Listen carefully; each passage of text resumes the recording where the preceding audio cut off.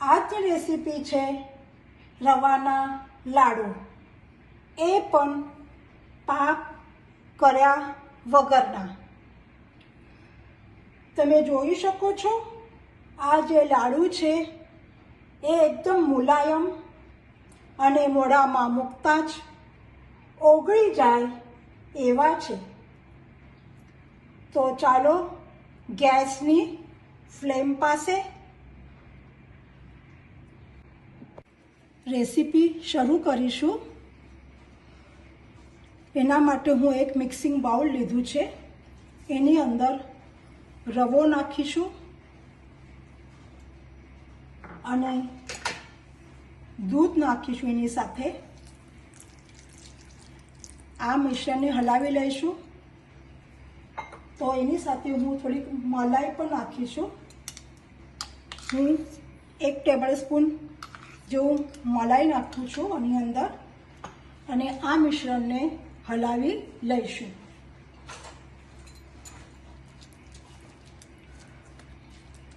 આવી રીતે આ જે મિશ્રણ છે એ અડધો કલાક માટે એને પલાળી મૂકવાનું છે, જેથી એ સોફ્ટ થશે અને ફૂલી પણ જશે.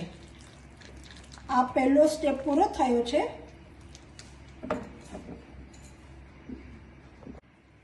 હવે સ્ટેપ નંબર 2, આપણો જે રવો છે એને અડધો કલાક થઈ ગયો છે. રવો પણ સારો એવો પલળી ગયો છે અને ફૂલી પણ ગયો છે. જો તમે આવી રીતે લાડુ બનાવશો તો તમારું ખૂબ જ કૌતુક થશે. ચોક્કસ તમે એક વખત ટ્રાય કરશો. હવે થર્ડ સ્ટેપ માટે જઈશું આગળ. હવે એક પેન લઈ ગરમ કરી એની અંદર ઘી મેલ્ટ કરીશું.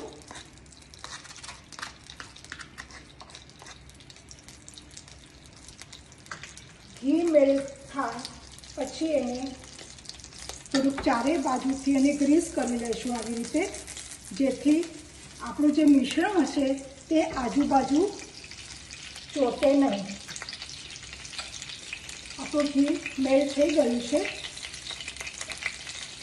હવે આની અંદર હું ગેસની ફ્લેમ મીડિયમ કરું છું અને આની અંદર હું આપણું જે મિશ્રણ છે રવાનું એ આના અંદર હું પોર કરું છું.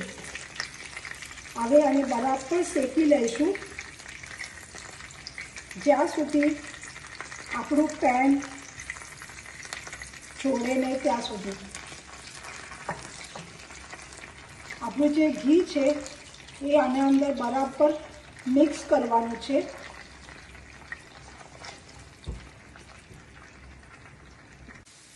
આપણું જે ઘી છે આની અંદર બરાબર મિક્સ થઈ ગયું છે, જેથી આ સોફ્ટ અને મુલાયમ બની ગયું છે. એના માટે આપણે ચાસણી કરવાની કંઈ ઝંઝટ હોતી નથી. લગભગ કેટલો ટાઈમ લાગે છે એ હું તમને કહીશ. ત્યાં સુધી હું એને સાતળી લઉં છું. તમે જોઈ શકો છો આની અંદર આપણું આ કલર બદલાઈ ગયો છે. હવે આ સ્ટેજ ઉપર હું ડ્રાયફ્રૂટ્સનો ભૂકો નાખી રહી છું આના અંદર અને ગેસની ફ્લેમ મારી સ્લો રાખી છે. ડ્રાયફ્રૂટ ભૂકો છે. પછી હું આના અંદર એલચી પાવડર નાખું છું 1 ટીસ્પૂન અને એની સાથે હું થોડા મનુખા પણ નાખી રહી છું આના અંદર. આ બધી સામગ્રી હું હવે 10 મિનિટ માટે પાછું એને મિક્સ કરી લઉં છું.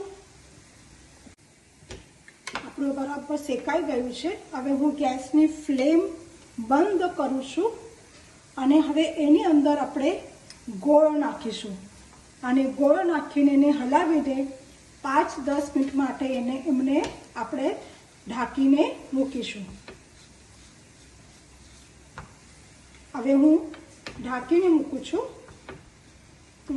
થોડું ઠંડુ થાય પછી એના લાડુ કરવા લઈશું.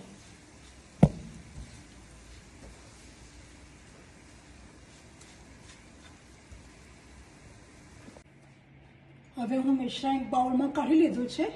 હવે થોડુંક હલકું ગરમ હોય ત્યારે જ એના લાડુ કરી લેવાના છે.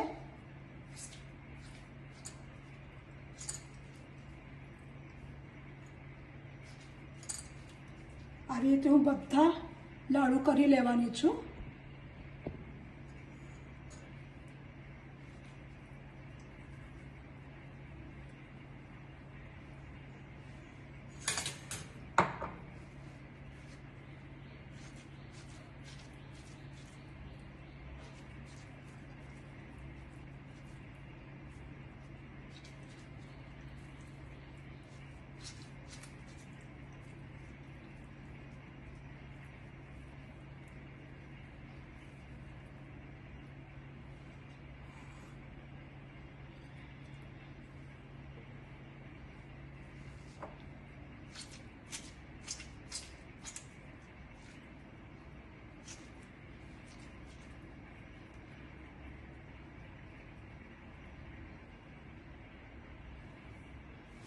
આવી રીતે હું બધા લાડુ કરી રહી છું. આવી રીતે મારા બધા લાડુ થઈ ગયા છે.